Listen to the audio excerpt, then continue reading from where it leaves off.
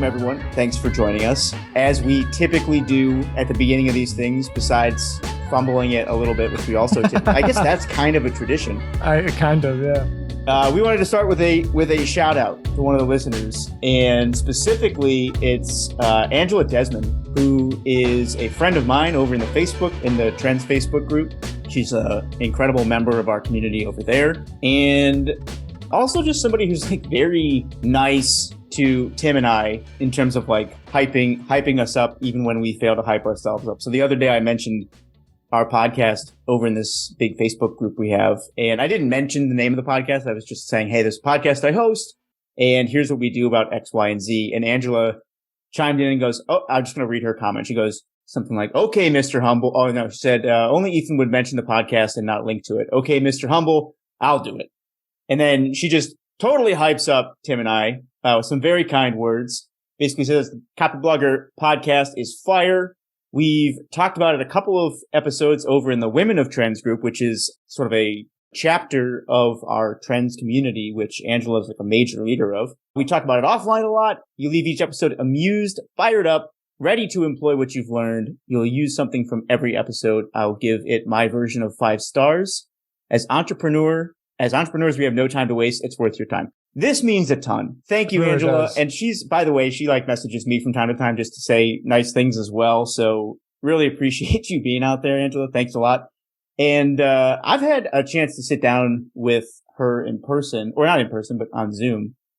And she's truly incredible, just like full of ideas and an exceptional operator at like the highest level. So Angela, forgive me if I get the exact industry wrong, but she was involved in like major government projects at the legal and compliance level.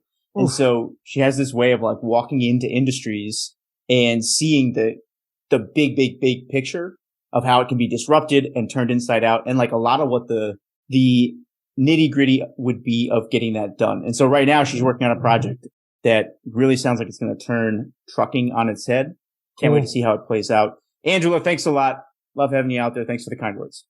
Thank you. And especially, I guess it's not something that I should thank you for, Angela, but just a piece of recognition, because knowing that you're out there actually putting action to what it is that we talk about, putting action with the other Women of Trends group, that means more than anything, really. It's cool that we're building a following and people are recognizing us, but to know that on some Friday afternoon or whatever it is that you guys get together, when I'm out there living my life, there's a group of people that are actually taking what it is that we're learning and applying it. That's just so cool. It's just so cool. So thank you, Angela. I was flattered to be tagged in your post. I know that we've never spoken before, but I do truly appreciate it. So thank you. Speaking of tactical stuff that you can use right away, one thing we've started experimenting with here that we want to keep playing with. Yeah. Let us know what you guys think of this, because so far we enjoy it. Not sure if anybody else does yet, but we've been going through these writing tips early on in the show. And I think we're going to basically open with like maybe one or two, probably one today. Quick writing tip from this guy, Gary Gulman. Gary is a famous comedian. If you didn't hear the episode where we first introed this, and he has tweeted hundreds of tips on how to write comedy, and somebody's curated them all into the same space. So they're really great. They're bite-sized tips. They put you inside the head of somebody who tells stories for a living. And I wanted to share another one here just to kind of kick things off, get things warmed up. So, Tim, let me run this by you. By the way, Tim has not heard these, but here's one that I liked a lot. I want to get your take on. And I'll tell you why I like this in a second. But when trying out new jokes, you have to be prepared. Prepared is in all caps. Start with a few proven jokes to make sure that the crowd is receptive, and so you can get a gauge on the volume of the laughter. Make sure you have a good one loaded to follow up in case the new one dies. And then he's got 2 follow-up quotes. It says, failing to prepare is preparing to fail. That's St. John Wooden, UCLA basketball coach, philosopher, and humanitarian. And then it's okay to fail a lot, but don't fail because you are being lazy. 99% of the comedians I love are going over notes before they get on stage, and that's not a coincidence. So we mentioned this in the last episode, but I'll mention it here again too. All of these tips transcend comedy. This is not just about getting prepared to go tell jokes on stage. For me, when I read this, this is about taking your craft seriously enough to prepare for sharing new ideas with an audience. And the reason I brought it up this week, Tim, first I want to get your take on it. But second, you and I have talked about a couple of tangential ideas related to this. One thing that we've talked about is the gap between content that's good enough and content that where you're actively trying to get better. Yeah. And I wanted to circle back to that conversation a little bit. But before we do, what's your initial take on this? I have two initial takes. One, I think it's hysterical that you don't know who John Wooden is. He's probably the most famous basketball coach in history. And the quote, preparing or failing to plan is planning to fail. I first heard that from a sales instructor of mine when I was selling medical supplies. And this guy didn't really have much of an impact on my life. I hardly knew him. Don't even remember what his name was, really. But I always remembered him saying that to me. And what I think is there's a big juxtaposition between it, because there's irony in it. When you plan knowing that almost all of the shit that you're planning for isn't going to happen the way that you're planning for it to happen, right? But there's something in the process of planning that still makes the end result better. And so that is why, for me as a writer, on the blank page, I wake up in the morning and I write some stuff. I don't plan really for that. But when I write, especially my newsletter, my blog post, I always hit my notebook first. I always plan it out first in bullet points every single time. Or else what I do is I end up just staring at the computer and be like, what am I writing about? But what's funny is a lot of times what ends up happening on the final product is never actually what my plan was in the first place, right? And so that quote always stuck with me. It always stuck with me. And like he said, it's not a coincidence that comics are fumbling through their notebooks before they go on stage. That's the same with any other content creator, especially a writer. Yeah, I agree with you. And this is something that I am thinking more about than I was before. And I want to say two things about it. I think one is that there's an aspect of this that has something to do with the level of your career that you're in. We've said this before, super early on. I think it's actually more important to develop the habit of putting stuff out than putting great stuff out. Agreed.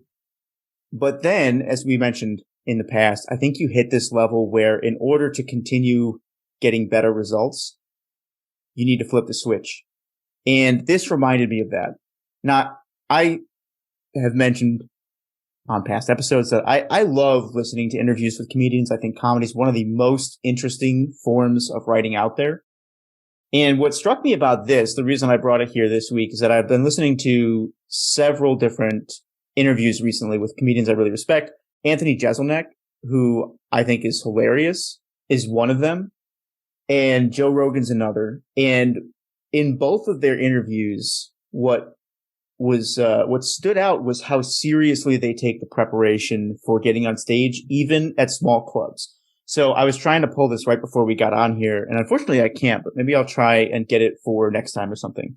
But there was this great line in an interview that Anthony did with Tom Segura and his wife on their podcast. He was talking about hanging out with comedians, in the green room, and a lot of them are just kind of there to hang out. And somebody said to him, hey man, relax, we're just here to have fun. And he goes, yeah, you are, I'm here to kill. That's what I'm here to do. And I'll link off to this interview with him because it is really, really interesting. Not only what he's been able to achieve in his career, but also just the mindset that he brought to it.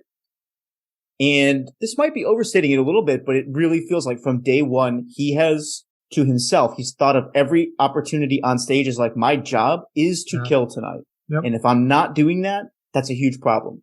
And for me, where I see the overlap is with stuff like content marketing, Twitter threads, YouTube videos, even YouTube shorts that people are cutting up from their longer content. There seems to be an idea out there that volume is the key. And I really think we're getting to a place where volume will take you so far but all the rewards are in that extra little bit where you take it super seriously and you're like, my job is to make this the best. And can I give you an example of that? Of course. Okay, so this week I had a really interesting opportunity to sit down with two YouTube creators. Get this. I told you, but get this. Listeners, get this. They're doing 100 million views per month, primarily on their YouTube shorts. And what's really interesting about them is their names are Henry Belcaster and Dylan Hardone. And I think it's Hardone or Jardone. I'm not sure how to pronounce his last name. But if you look at the thing that's really interesting about them is that if you look up their accounts, they don't have that many followers, right? So, I mean, they have a lot of followers, but respectively speaking, Henry's got 241,000 subscribers. Okay, so that's a lot, but it's nowhere near like Mr. Beast, right? And they're doing these crazy view counts. So I had an opportunity to sit down with them and ask them how they did it. And what they said was very similar to what we're talking about here. So for the full backstory, Henry and Dylan co-run an agency called Clipped. And Clipped is an animation studio. What they do is they take people's video and they make it super engaging. I'm sure you've actually seen their stuff around the web. They were trying to figure out how to really crack virality on this stuff. And what they came away with was this idea that there are essentially three key ingredients, or there's like a 3-step process to increasing your odds of virality. What they basically do is they'll start with an idea that's already proven, right? So something that maybe another company wrote that was really popular. Start with a proven idea. Then they will tell a better story. So they share it in a way that is more engaging. And specifically, that's where the preparation comes in, because what they're saying is that in a lot of cases, they will script these videos out in a way that other companies are not doing. They're putting in the extra effort to make the video pop that little bit more. And then the third aspect of that is to tell the story in a way that only you can, right? So that takes you out of the competition pool. Now all of a sudden you are competing in a zone of one. So real quick, just to recap those three, find proven ideas, right? Something that the market is already saying it cares about. Yeah. Tell the story in a better way, and then tell it in a way that only you can. And apparently they had this insight. And before they had the insight, their most popular YouTube shorts were getting about 2,000 views, and Henry had about 1,000 subscribers. Immediately after, their next two videos got 13 million views. And now I've seen the channel data on the back end, and they just very consistently have anywhere from like 5 to 10 million views per day on, or I would say 3 to 5. Well, I can pull it up in a second, but it's very consistent. It's not like 2 or 3 videos that are going viral. It's very, very consistent high view counts, and they credit this system. So I'll pause in a second, but the thing that really jumped out from our conversation was this. Dylan basically said he actually took a month off the company in order to figure out virality. And he said because most people are thinking about this through that sort of done is better than perfect mentality. 80% is good enough. And he said, well, what if all the rewards are in that 80 to 100% zone? Totally. If we could crack that open, would it be worth the month that I'm going to take off to do this? And it seems like it totally has. So that's a long way of wrapping all this together and just saying that this idea of preparation and putting in the extra mile or the extra effort seems to be where a lot of the asymmetric rewards are. You nailed it. Asymmetric. That was really, you just hit in like the final sentence what I was planning to say the whole time. The asymmetry has to come from somewhere, and it can't come from doing the same thing that everybody is doing. We talk about this, or I talk about this book all the time. It's the war of art, it's going pro. It's the difference between people who write and people who are writers. And it's the difference between people who edit videos and professional video editors. It's the difference between like people who go to stand-up mic night on Friday and comics. You are the thing that you do. And I see that over and over and over again. And I don't like, it's always going to be the case. There's nothing like profound necessarily to get out of it other than to recognize the effort and to see over and over again, like, oh, I see. All they did was get the asymmetric reward on the 20%. of the thing that nobody else wants to do, which is why the 80% floats around at like the same view count or whatever it is that your reward is for your job,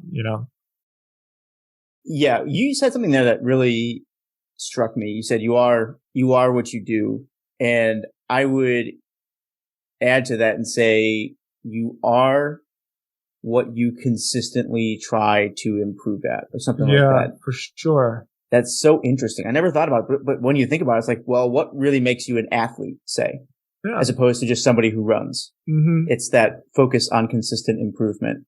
Same thing for different types of business and same thing for creative. So yeah, that's a great point. Can I ask you a question? If you were to take that little 3-part equation there, it's pretty easy to find proven ideas, right? You just click around, see what's already going viral. In fact, the feed makes that way easier because it's going to automatically serve you stuff that's proven. Telling better stories, that's a craft. I think you and I are good storytellers, but that third piece, telling a story in a way that only you can, what do you think you would layer on in order to tell stories in a way that only you could? Man, so interesting you're bringing this up. I put it on my newsletter. I had a pretty popular Twitter thread this week about what I call your secret weapon. Obviously, that's like a good piece of copy, and I think that's probably why it got a lot of clicks. But what I was trying to encourage people to do is to use their own experiences as a way that can separate them from everybody else. Because what else do you have? The only thing that makes it so that you can do the thing that you can do and only the way that you can do it is your own personal experiences, right? And so obviously I use the example of like my experience with addiction and with Stodzy and as a way to separate myself from everybody else. So Casey Neistat comes to mind. I think that he completely changed YouTube. I mean, he definitely did. He was the first person ever to realize that vlogs aren't just selfies, like that preparation where you can tell a story through I don't know the lingo, but pan shots or like transition shots. And his personal experience is the backbone of his story. I haven't watched Henry Belcaster's videos. I do know that he's the guy that made like the TikTok for All In podcast go viral. He was the one that just started doing it, and then all of a sudden they recognized him. So it'd be cool. I'd like to talk to him. But before I go down the rabbit hole too much about it, what I'm trying to advocate people to do, at least in this Twitter thread, is to go all in on the thing that makes you unique. Because like your story is always going to be your story. And even if that's something that doesn't necessarily, you don't have to give your personal story in everything. It's not necessarily about that. It's just what are the lessons that you learned in the combination of the way that like they were presented to you in your life, and how can you take all of that and mold it in a way that makes you able to do a thing that only you can do. It's different for everybody, but I think it takes like some self-reflecting and really just vulnerability, because it's hard to rip yourself open like that in front of other people, because there is the distinct possibility that it could fail. And like that's totally possible, And so when I think that's why we appreciate comedians so much, because people don't judge comedians for their work. People judge comedians for like who they are, because you can't separate comedy from you as a person, And so I'm getting down a rabbit hole a little bit. I'll wrap it up by saying that the way to separate yourself is to use your experience and be open and vulnerable and putting that experience in your work. I like that a lot. And I think you're right. And I want to add 2 things to it from sort of like recent experience that will hopefully help people really key in on what you just said. I think what you just said is probably going to be the key to career success over the next 5 to 10 years. Totally. At least, if not more. It more. has to be. Because everything else can be repeated, Especially now. Yeah. We've been talking a lot about this AI generated content, and I've been going deep down a rabbit hole there. I'm still so fascinated. I still believe that a lot of the risks that we outlined in that last episode exist for companies that misuse this stuff.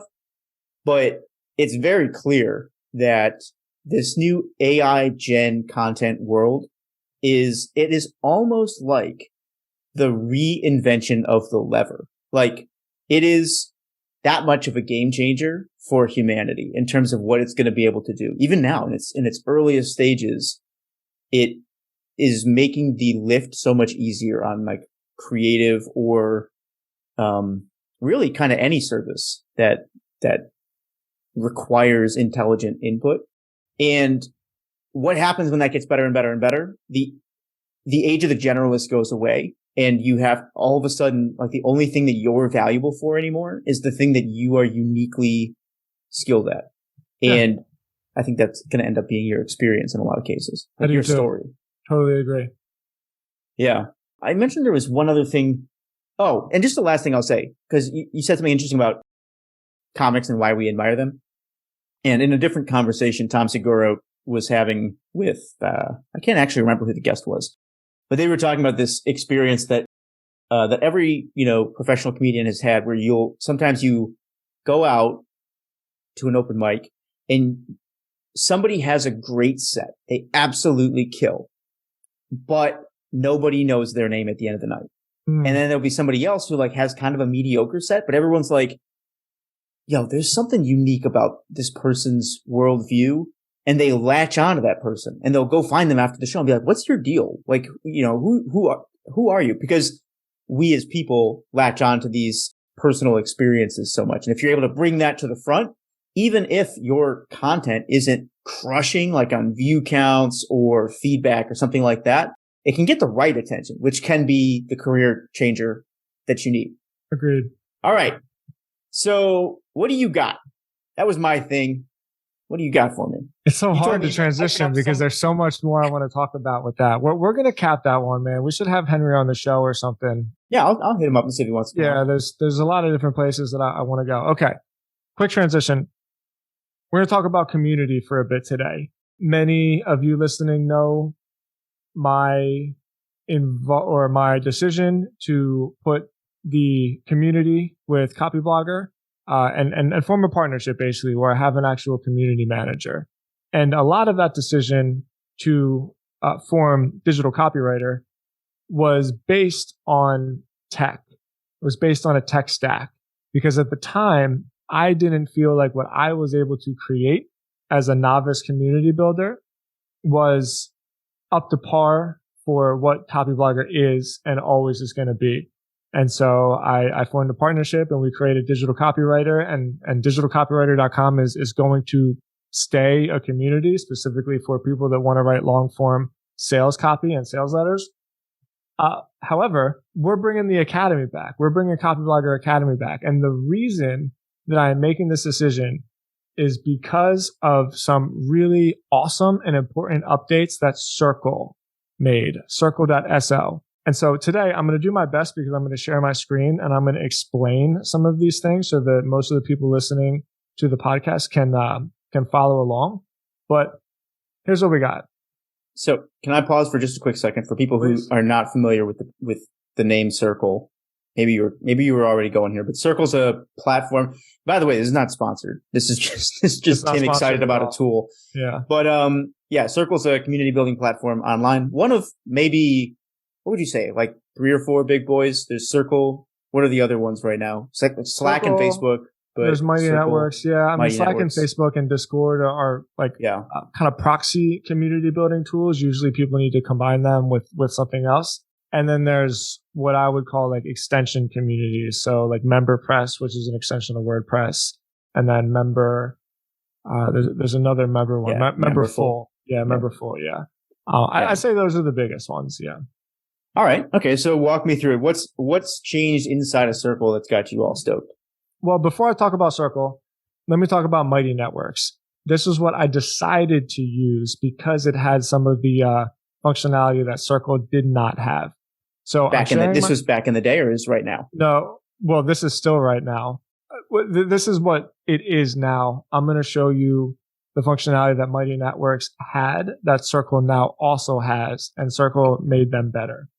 Got it. So Mighty Networks was great because on the sidebar, WordPress nerds like me would call these post types, and they had different post types that were specific to what the user within the community wanted. So for instance, if I click on this events tab, my feed is filled with an events calendar where I can create an event, and the member can come here and clearly see that this is an event invitation simply from the design and the UX. So you get the title of the event, you get the picture, you see that it's a virtual event, you get the Zoom link, you get the time, you get a calendar invite so you can put it directly on your Google Calendar. It's very native. If I'm a user here and I click on events and I see this list of events, like I'm instantly going to get it. I'm going to say, oh, okay, this is my events tab. Same thing comes with groups. And by the way, I'm in the Copyblogger Academy. I still have the platform. I didn't take it down. So this is quite literally what the back end of the community looked like.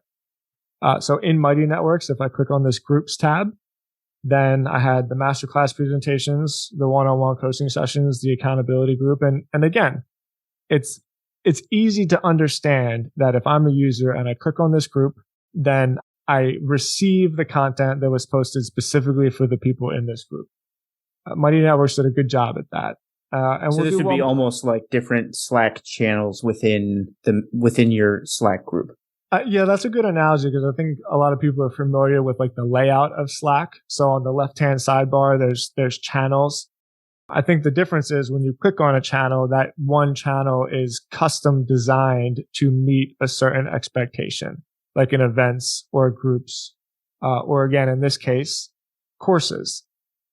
This, in my opinion, was the biggest flaw of Circle. They didn't have a way to create courses other than to basically take the lessons of your course and make them posts and then link all the posts together. And so it was like, yeah, you can create a course. You just take your lessons individually and create them as posts. And then you say post 1, post 2, post 3, post 4. But it's not like a native course experience, because if I click in here, I can see that I have my table of contents, right? And then if I start the course and I finish the lesson, there's going to be the button that says like, okay, go to next lesson. And then there'll be the bar at the top that says like, you are 10% completed of this particular course. Once again, for people not watching the video, it's something natively that for members of the community can come in here and just, you're instantly going to get it. Like, oh, okay, this is lesson 1. Let me click on this. Let me read it. Let me watch the video. I'm done. Next lesson. And it takes care of it for me. The huge, huge problem with Mighty Networks, absolute worst, dumbest thing. I still to this day cannot figure out why they're so freaking stubborn about this. It's like, there's an underlying lesson here too, which I think is really interesting, where Mighty Networks is like a Silicon Valley kind of high tech little hoity toity, and Circle is this kid, Andrew, who Tim's just over here like burning any future potential chance they're already advertising from Mighty Networks. They're already so sick. Let me tell you another thing I hate about Mighty Networks. Yeah. All right, continue. Who's this kid? They're already so sick of me. Like I would be ripping my hair out. I'd be like, are you kidding me? This is the easiest thing for you to do. And the only reason you're not doing it is because you want to upsell me $30,000 on this one functionality. And that's a true story, by the way. So anyway, dumbest thing that Mighty Networks ever did and ever will do is that the sales page, this is it. You get one sales page. So if you go to the homepage of Copyblogger Academy, if you go to pro.copyblogger.com, you'll see that this is the sales page. Now, as a copywriter and a marketer, like you want to be able to do some shit to your sales page. You want to put some images in there. And more importantly, I guess there's like an underbelly to this stuff, right? You want to have more than one sales page in case you have a promotion, in case like you're going to run a limited time offer. And then when that offer expires, you want there to be a timer on that sales page so that when the offer expires, it says like, oh, sorry, offer's done. You can't do any of that stuff. And so with Mighty Networks, you just simply have this one page. And if you click on it, it brings you to a terrible checkout process that has like 4 or 5 different clicks from first enter your email, then create a password, then put your name and address in or whatever. And then like the 4th click is finally where you put your credit card in. where anybody that knows anything about marketing, you have the sales page and then you click join and then you freaking put in your credit card and you buy it, right? And so the conversions on this were just awful. And so I had to come up with like a lot of really creative solutions, mostly with custom sales pages. And I had to use Thrivecart and I had to create Zaps. And it was difficult and it kind of worked, but it was very confusing and it made for a confusing purchase process. All right, I'm done ragging on Mighty. Now, this is Circle. And so what Circle used to be is so again, imagine that you're looking at Slack and the left-hand side of Slack is the different channels. Circle, they call them spaces. So I'm going to call them spaces. When you would click on a space, this was your only option. It was just a list of posts. And so let's say I wanted to create a course. Well, then Circle would say, sure, you create a space. And then within that space, you just make a bunch of posts and all of those posts are your lessons. Well, that's cool. I mean, I can do it, but it's not that native educational journey that you would do on, like a Teachable or the example that I just gave on Mighty Networks. And so thank freaking God, Circle just released the ability to create native courses. I'm putting them in there now, and native events.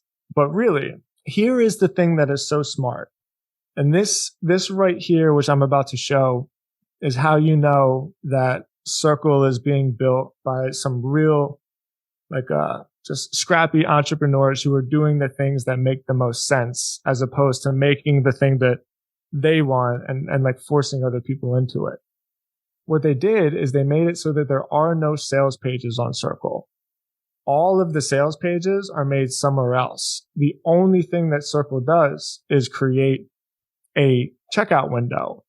And me, as the community organizer, can combine all of the different, whatever combination of spaces and courses that I want into a particular checkout window. So I have limitless possibilities. I can say, if you want to have access to all of these spaces and all of these spaces, that's one package. If you want to have access to the whole community as a whole, that's another package. If you want to have access to the whole community, except for, let's call it like the winner's circle, like the ultra high level, what do we say? The back end product, mastermind group, you can do that. And so in order to do that, all you have to do is go to this paywalls tab, click new paywall. I made a sample one. That's cool.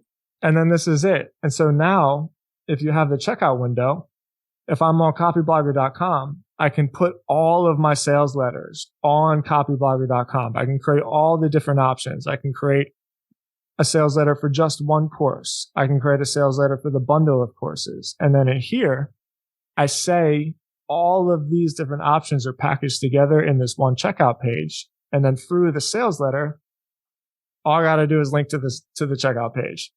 Bam. Boom. Boom. Wow. Done. That is pretty cool. Okay, so it's really cool, right?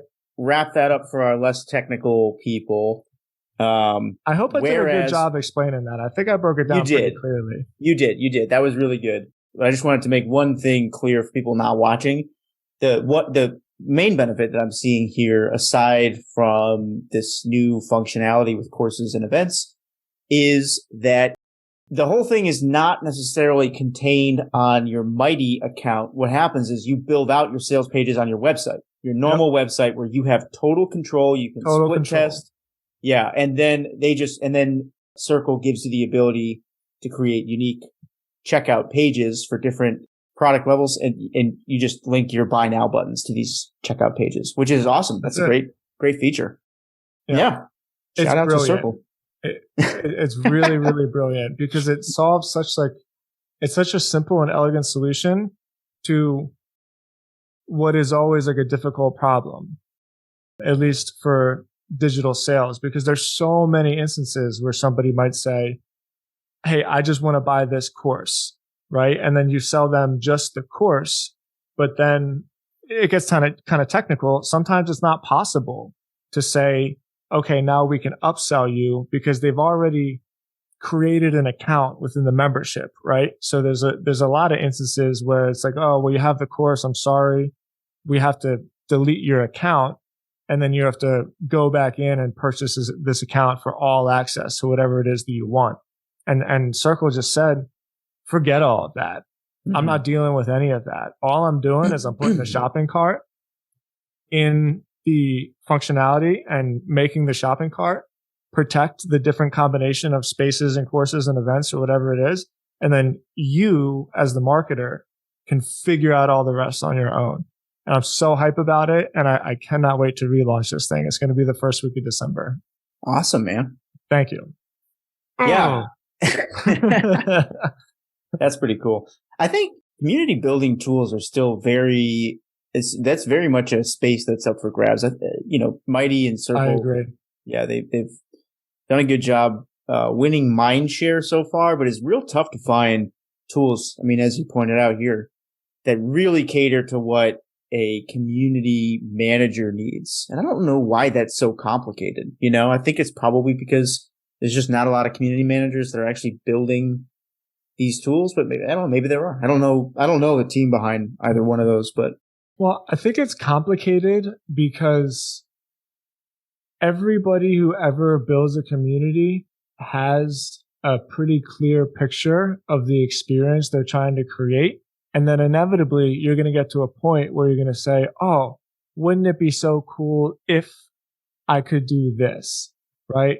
That always happens. And so there's just technical limitations. No matter what you do, there's technical limitations. So I believe the reason why building a community SaaS product is so difficult is because finding that variance of structure that says like, no, you have to play within these rules and you still have to play within these guidelines, while also providing the flexibility to create like a unique experience that could tailor to your community, right? Like whatever it is that your people are interested in. I think that's a hard problem to solve.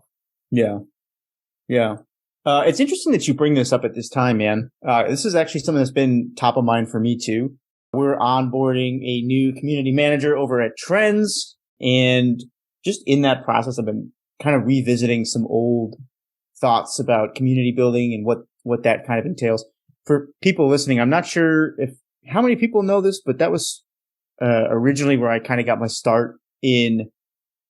Well, that's what I think of as my first real job. So when I first came out of college, I started freelancing, building websites, and I did that for several years.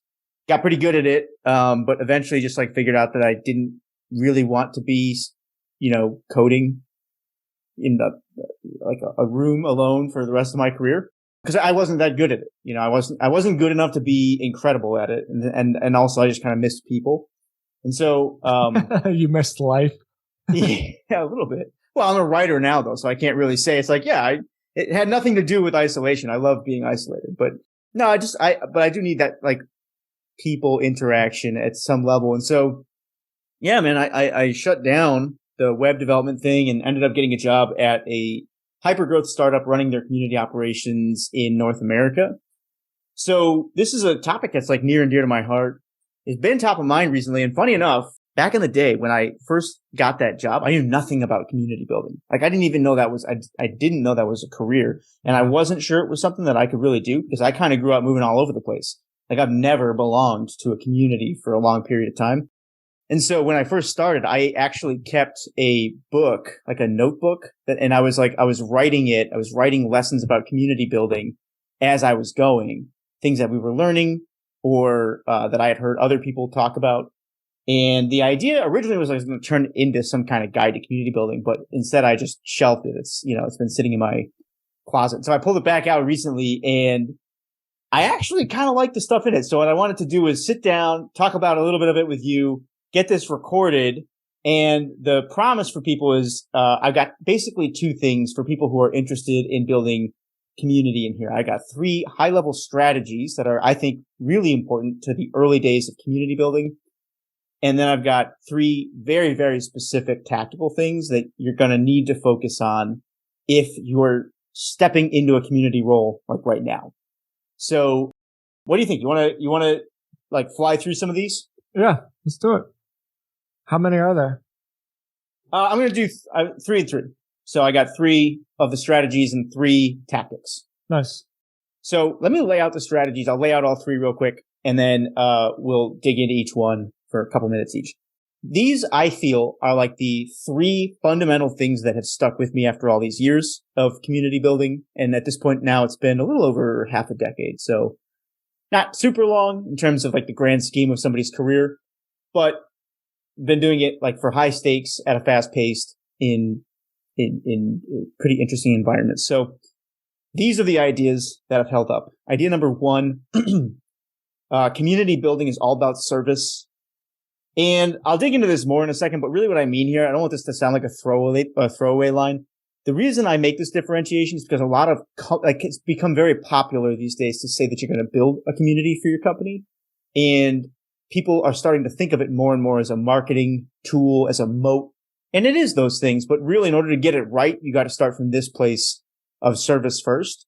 And I'll give you some, real specific things on how that has played out in my life. So service first, strategy number 2 is something I call the pie principle, which we'll get into in a second. And then strategy number 3 is, don't hold back. And this is like the most important thing when it comes to community building and sharing information as a brand. Don't hold information back to try to make people reliant on you. You actually want to do the opposite and give away. Like your goal is to make members better than you and so that they don't need you. And I'll get into why that is in a second. But those are the 3 high level things.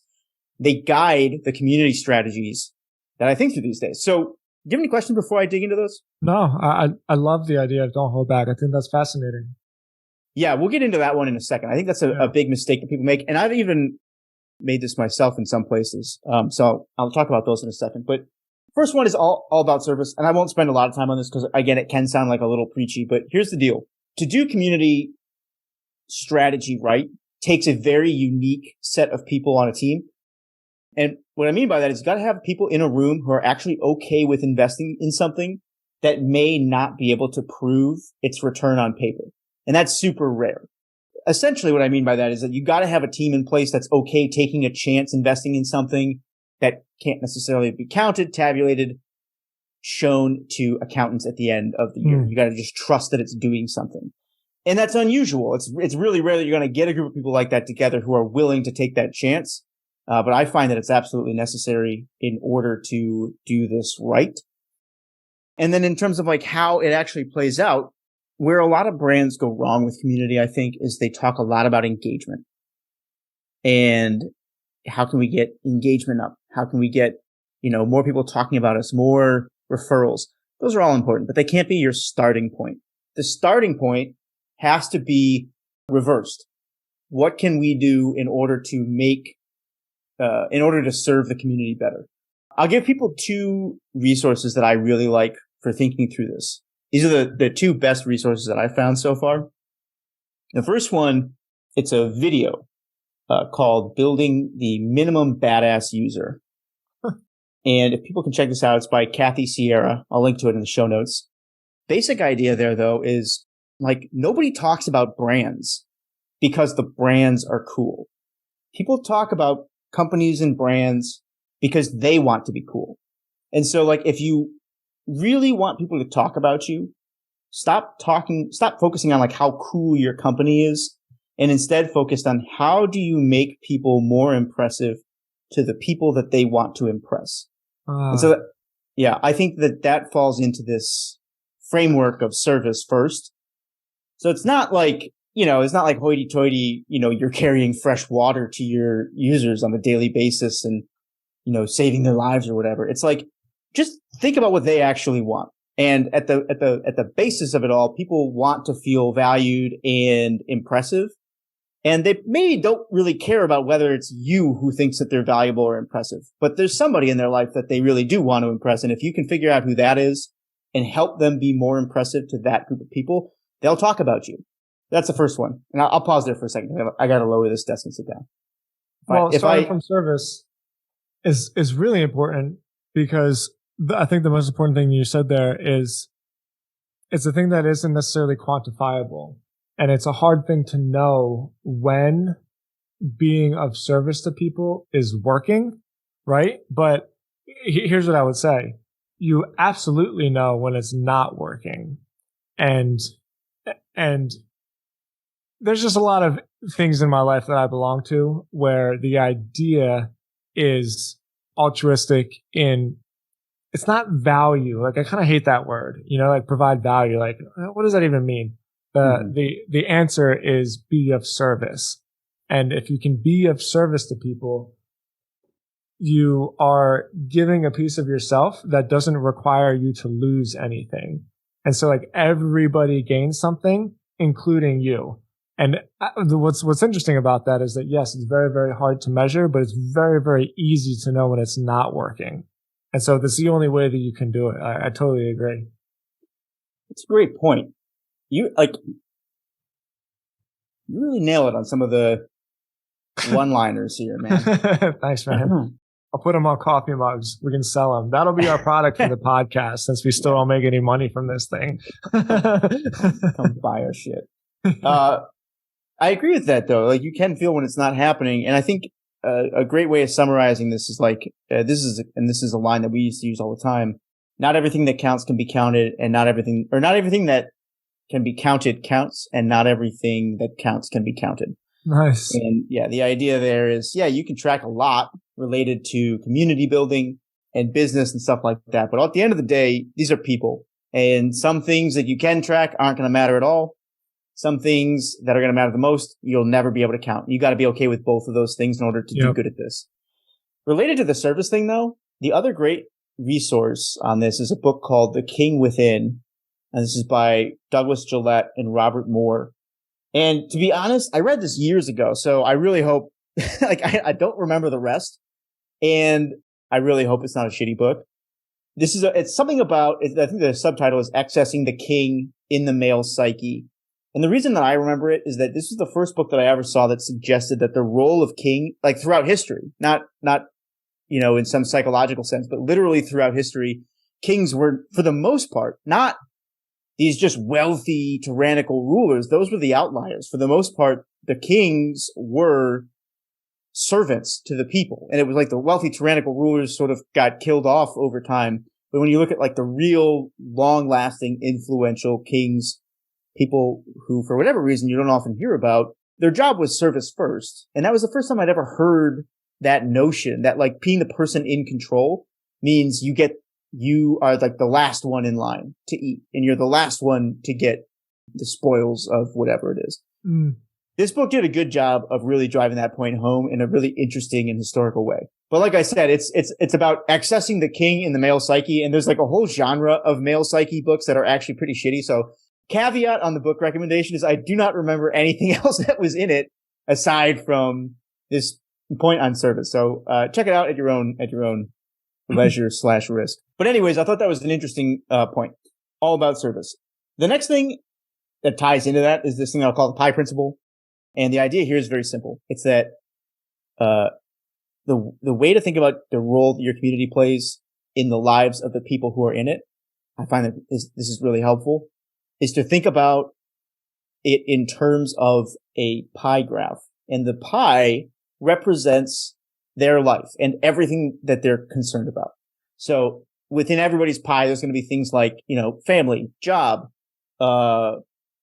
house, mortgage, taxes, whatever, babysitting, all the things that are taking up your attention that you care about, they're all going to take up some slice of the pie. This is helpful for a few reasons, and I'm going to give you 3 real quick. The first is that it very quickly helps to establish this idea that your community is always going to be more important to you than it is to your members. And the reason for that is simple, because in your life, your community doesn't just represent, this one niche internet community that you belong to. It's also your job, and it affects your family, and it affects the conversations that you have with your spouse, right? If you're doing this as a job, it is going to touch way more of the slices of your pie than anybody else. And the reason I found that to be so important was community work can be really emotionally draining. So it's important to keep in mind that while you want to do a good job, at the end of the day, a lot of what you do is going to just drift right by the attention of the people who do it. And so for me at my first job, we were a hyper-growth startup, and that meant a lot of long days, a lot of long nights. I used to be on the road like between 4 and 6 months a year, traveling for events. And it was a lot of stress. It was a lot of fun, but it was a lot of stress. And then finally, when I left, I got the community newsletter, like my first week of no longer being there. And I didn't care at all. I was like, that newsletter used to kill me. It was my Sunday, it was my Monday, and it was like a whole 2 days back and forth with the dev team to get it out the door. It came in and I was like, oh, interesting. And then just archived it. And I had this aha moment where I was like, is this how everybody feels? It's like, oh yeah, the community is important, but it's not the most important thing in my life. When you run the community, it is. And you need to be able to have that perspective, I think, in order to like maintain sanity. Oh, man, you're going to help a lot of people with that principle. And I really mean that, because when you're building a community, you're obsessed with how do I just make this the best experience that anybody's like ever had in their life. But no matter what you do, you're going to be max like 2% of that pie. Yep. Right. And that's fine. In fact, like it would be weird if you were more than 2% of the pie, right? Like if somebody is like 50% of their life is trends, then that person, yeah, like that person's got a problem. And so, yeah, I mean, ultimately it's just don't take it personal and just keep doing your job and just keep being a pro and one thing at a time, and then don't take it personal. Yep. And that ties into the other 2 points related to this pie principle. So yes, your community is going to be more important to you than anybody else. Yes, it will only ever be a minority of most people's lives. That's fine. That's good. When it comes to the way you think about your goals, I maintain that your goal is still, even though it's not going to have the same depth, a really helpful way to think about how to drive retention inside of a community is to try and touch as many of the pieces of that pie as possible. Yeah. Now, again, it won't be as deep of an experience for you or for them as it is for you, because it's your whole livelihood, for example, as opposed to maybe you're just helping them do something related to their job. So you're one person inside of a larger ecosystem. But aim to touch as many pieces of the pie as possible. That can help you think through what initiatives to start. And then related to that, this is a mistake that I see some people make. They will hold back on different types of initiatives because they say, well, we're a community for X, Y, and Z. Our members don't care about A, B, and C. And the thing that I would say is, you're going to have to make some kind of assumption about your audience. And what I would encourage people to do is don't assume that they all care about you for one reason. Instead, if you're going to make an assumption about them, assume that they will, at least some portion of them will overlap with whatever your key interests are at any given time. So and this is something that I stole a page from Tim Ferriss. He says that, with any given article on his site, he doesn't try to keep the website all about one theme. Instead, he just assumes that about 10% of his audience is going to love whatever it is that he writes about at any given time, because he writes about the things that he's interested in. And it's okay if that 10% kind of cycles all the way through your audience. You want everybody to feel like they get something throughout the months and the years, but not everything has to be for everyone, even within your community. And we've seen versions of this play out in trends. We just got an email from somebody the other day who I wrote an article one time, like we write about very weird industries, and I'm always forever questioning myself and going, should we even publish this? Like, who's going to do this? And inevitably, some member finds a way to be like, oh, I could pull that off. And then they do it, or they'll execute on it in a way that we didn't even think was possible. That's cool. So, yeah. So don't assume that your audience is only there for one thing. Instead, assume that their interests, at least some of them, are going to overlap with yours. And then the last thing, just on the strategy side, we'll wrap up with 3 quick tips or tactics. But on the strategy side, the last thing is not to hold back. So I mentioned this at the top. A lot of people, and I've done this myself, they'll hold back information because they want to be relevant, or, they want to try to maintain somebody's attention over a long period of time. So this is where I think I've misstepped. I did a bunch of research into the newsletter industry, and I started writing Twitter threads on the newsletter industry, and people really enjoyed them. And then I thought to myself, okay, well, I should stretch this out over time. because, you want to continue the conversation and stuff like that. The reality is, I can tell you now, I'm like 2 years into the process of researching this industry, and I'm as in love with it as ever. But a lot of the threads that I've written are like, I've got so many ideas backlogged now. I just wish I had kept publishing at the highest pace possible, because now I feel like I have to work through that backlog in order to get up to the point where I'm actually focused and interested now. So the long and short of this one is trying to stay relevant by limiting the amount of help you give people is probably the best way to become irrelevant. Right? There you go, man. Yeah. That was great, Ethan. That's a coffee mug right there. Add it to our coffee mug. Definitely. Store. Make an inspirational sign and put it behind your setup. Yeah. Instead, what I try to think about these days is make yourself obsolete by helping people so much, because that they don't need you anymore. Because the reality is, if people are learning from you, then they're like, your audience is the type of people who are going to constantly be running into new challenges. And so you don't want to be the person who's slowly releasing information. You want to be the person they turn to every single time they hit something that they now don't know how to handle because they have like exceeded their own expectations. And I think the only way to do that is to be the type of person who puts everything out there. Like, whatever you have that could be helpful, put it out. Push people beyond yourself in terms of what you can teach them. And I think they'll continue coming back to you. And again, for me, the reason I say this is because that is sort of the role that Tim Ferriss and other people have taken in my life. And it seems to be how they approach their teaching. So those are the 3 strategies. It took a little bit longer than I expected, but it's all about service. Remember that pie principle and push people beyond yourself in terms of your teaching. To me, if you just focus on those, you will end up with a really strong community. You don't have to worry so much about the tactics of it. I have a question before we wrap up. Shoot. Can I take this and write like a community building guide out of it, and maybe we can give it away on the Copyblogger Pod website? Sure. Great. Yeah. Permission granted. Let's do it. Excellent. Let's just do it.